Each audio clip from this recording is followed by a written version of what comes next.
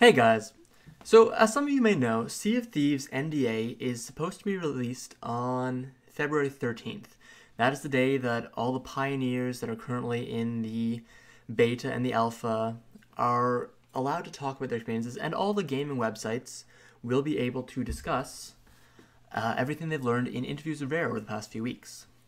However, PC Gamer accidentally released theirs a full day early, and it's got a lot of juicy information. So, the main points that this article covers are the Kraken, what Endgame is, and how to become a pirate legend. So, all things that players have been keen to find out about. It also discusses a bit of character customization, but not too much. So, the main things that it talks about is mostly concerning what a pirate legend is.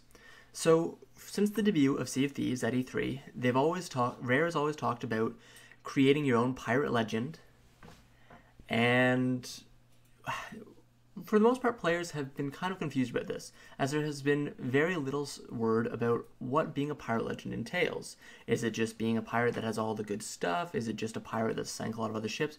What is a pirate legend? And we weren't sure if it was an actual game mechanic or if it was just kind of a marketing phrase, such as become the Dragonborn in Skyrim.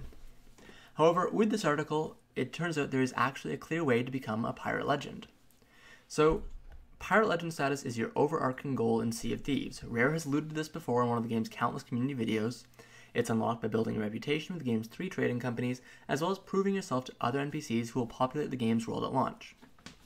So from this we find out that trading companies such as the gold traders, the merchants, and the one other trade company, they all have reputation levels, and as you maximize reputation levels with these 3 companies, you will get closer to becoming a pirate legend. Now, we're unsure if you only need to maximize reputation with them, or if you need to also maximize reputation, or at least do other side quests for other NPCs in the world, as it mentions proving yourself to other NPCs who will populate the game's world at launch. However, for sure, you definitely want to take advantage of finishing quests for all 3 of the merchant groups. Don't just finish for one of the 3 factions, go for all of them if you want to become an actual pirate legend. So the reward, besides the status of being a pirate legend itself, is a secret pirate hideout that only legends can access. So when you become a pirate legend, you discover a secret and get access to a key that gives you access to this location. It's seamlessly hidden in the world, not loading off a menu. It was already in our closed beta, but no one could become pirate legend and unlock it. But it was there. So it's in a cove, hidden behind a waterfall, and it contains a ship that's been turned into a pub, the Tavern of Legends. So pirate legends who appear as ghosts live here. These NPCs will hint at future content coming to Sea of Thieves, but it won't be easy to become a pirate legend. So the developers said that it's highly variable. They're expecting about 2 weeks for the first few legends to appear, but knowing hardcore gamers, it'll probably be within the first week that we get our first few legends and find out even more about this Legends Tavern. So clearly the fastest way to become a legend is just to do as many voyages as possible, as well as to get as much gold as possible. Now, you don't need to do voyages to get gold. You can simply get as many chests as possible by looting sunken shipwrecks, fighting other players, or finding free chests on island that just sit there. But you do need to raise as much reputation as possible if you want to become a pirate legend for sure. Taking down skeleton forts and being really good at it is something else apparently that will help. And this is interesting because in the beta, skeleton forts didn't really serve much of a purpose other than to annoy you with their pretty much perfect accuracy on the cannons as you were driving by. Since it actually seems like skeleton forts will actually have a purpose in the main game, this is definitely good news, as it means that more islands will be worthwhile to actually visit. In the beta, visiting outposts was perfectly good, visiting normal islands was a great idea, visiting sunken shipwrecks was a good idea, but visiting forts was fairly pointless as there was never any treasure there, and it just led to you clearing out a bunch of skeletons that would respawn about 5 minutes later. So the developer thinks that the first few pirate legends, the players that become legends, are going to be celebrities. They're going to be able to show everyone exactly what's in the hideout. They'll get awesome videos on it. But it remains to be seen just how quickly that actually happens. So apart from the hints in the Tavern of Legends of upcoming content, the developers also mentioned that you will see a pirate lord who will give you legendary voyages, which are the end game of voyages in the game. They're most challenging and rewarding. They offer unique rewards in the game that can only be accessed when you're a pirate legend. However, because of this mechanic, you can choose to share this legendary voyage with others. So you don't have to worry about the fact that you've grinded and become a legendary pirate within a week, whereas your friends have been much less hardcore and are still nowhere close to being a pirate legend. You can share your legendary voyages with your friends. So they cannot use legendary voyages unless they're with you, but this kind of entices players to become friends with pirate legends because it means something special as you get to go on these endgame voyages. And the endgame voyages offer ancient chests, which is the chest reserved for pirate legends, and there's a special set of clothing, weapons, and ship cosmetics that are a step beyond. These are the things built out of Kraken bones, and you can dress like skeletons. This is the elite level of cosmetics that you can only get by completing these voyages. But the cool thing is that they're physical just like everything else. Every item is cosmetic in Sea of Thieves. The meaning comes in what an item might represent in terms of the voyages you've finished. So if you're wearing this armor set, this is the elite armor set. This is proof that you are either a pirate legend or have sailed with a pirate legend. And this armor set is cosmetic just like everything else, but the prestige of wearing this armor set will be much higher than wearing, for example, the Bilge Rat or the Admiral armor sets.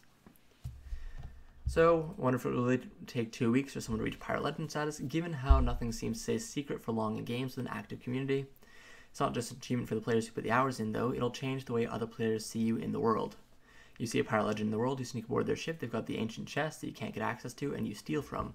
What an amazing story that is. Or you sink a pirate legend's ship, so that endgame is there for launch. This hidden pirate hideout, and the allure that comes from it. So clearly, the end game right now is definitely just becoming a pirate legend and doing these legend voyages and getting ancient chests, as well as the other little pirate legend goodies.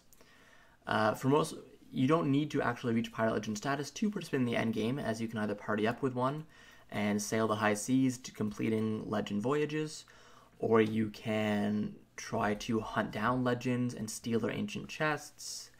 So the end game does seem to vastly revolve around pirate legends and what their actions in the world are. Which is cool because the pirate legends are player characters, so players will be driving the story in the world. Of course, it's also concerning because when you have players driving the story in the world, if the player base ever drops off, then the story also drops off, which is problematic. So the second part of this article is, what is the Kraken? Stories about Sea of Thieves Kraken have been doing the rounds since we first caught a glimpse of it in a 2016 trailer. And during the author's trip, Rare revealed more about what it is. It's not a boss, but more of a force of nature like storms. It's something that can strike mercilessly at any time. Players will have a limited amount of warning. There's an inky mass in the water, which is a clue that a Kraken is there. And when it strikes, what it does and how it prioritizes is going to be different each time you encounter the Kraken. You could have 3 ships attacked simultaneously by the 8 tentacles of the Kraken. So Krakens are going to be giant octopi, they're not going to be giant squids. And it can wrap the ship, it can rock the ship and put damage onto it. You can slash a tentacle and get ink in your face. How it attacks will be different each time you fight the Kraken. The tentacle can also pick you up and throw you, it can dunk you in the water and drown you, it can slam you against the water's surface, and wrap up multiple ships at the same time. What it does is a reflection of what type of ship it is, so a galleon or a sloop, how many ships are on at the time, so you could have multiple ships in a giant melee, and a Kraken would appear, and suddenly everything becomes a lot more hectic, as if you all just sailed into a storm. It's designed to be a replayable event. It's not something you fight once and then you know how to fight the Kraken.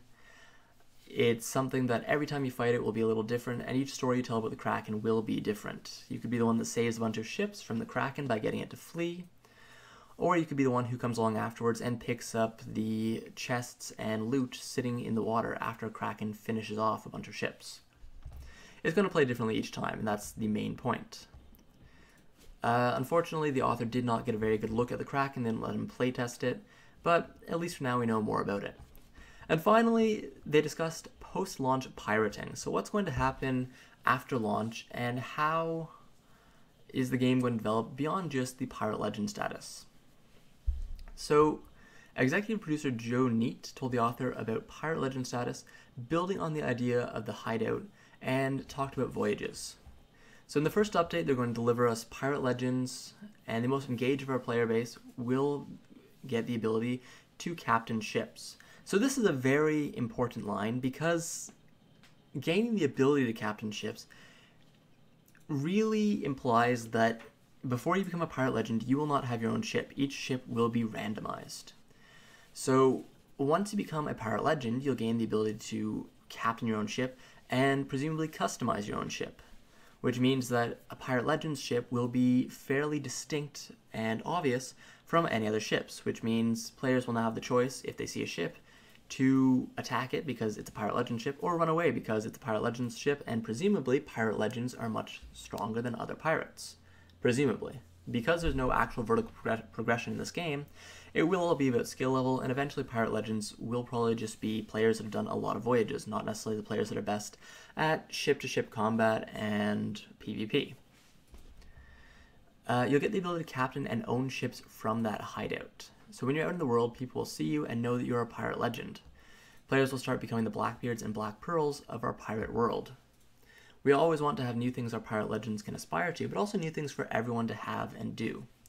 So you start your game here and board the ship, and you sail out into the waterfall, and explode out into the world like Davy Jones or how Batman leaves the Batcave. And when people see a legendary ship, they know that's the ship of a pirate legend, and they know what that means. You've got that whole gray area of, should I take down the pirate legend? What an amazing story it would be. We took down a pirate legend ship. We stole an ancient chest from a pirate legend. What a great story. So new ways to progress for our pirate legends, but new ways to enrich the journey for people who aren't yet legend. There's a lot of talk of limited time events too. Rare might just tweak the rules of the world to change the direction of the wind, send all voyages to the same location for the day, or tweak the way the water works.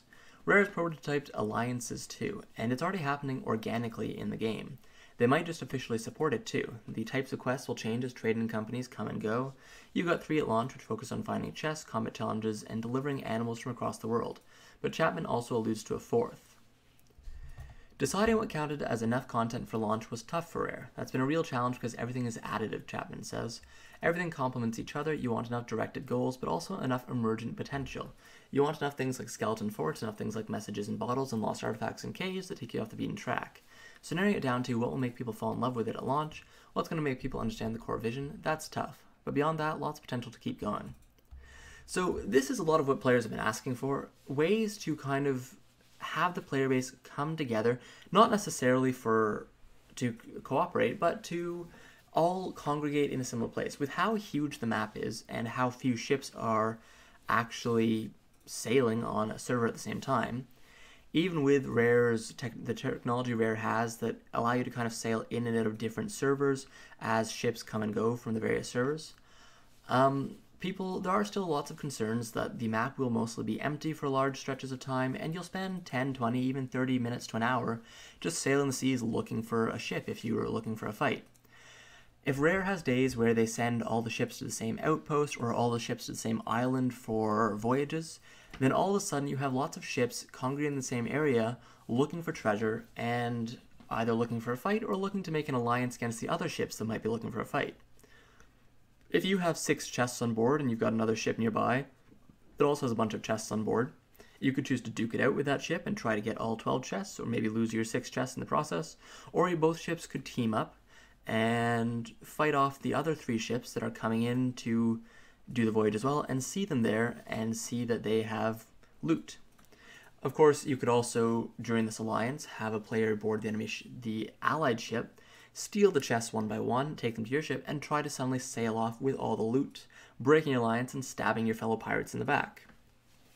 By having these little events, changing how the wind works or where voyages go to, Rare is kind of trying to answer the problem of, it's a huge world and we want players to come upon each other organically, but the world is a bit too huge at times and there's just not enough players for them to always be finding other players to have fun with it.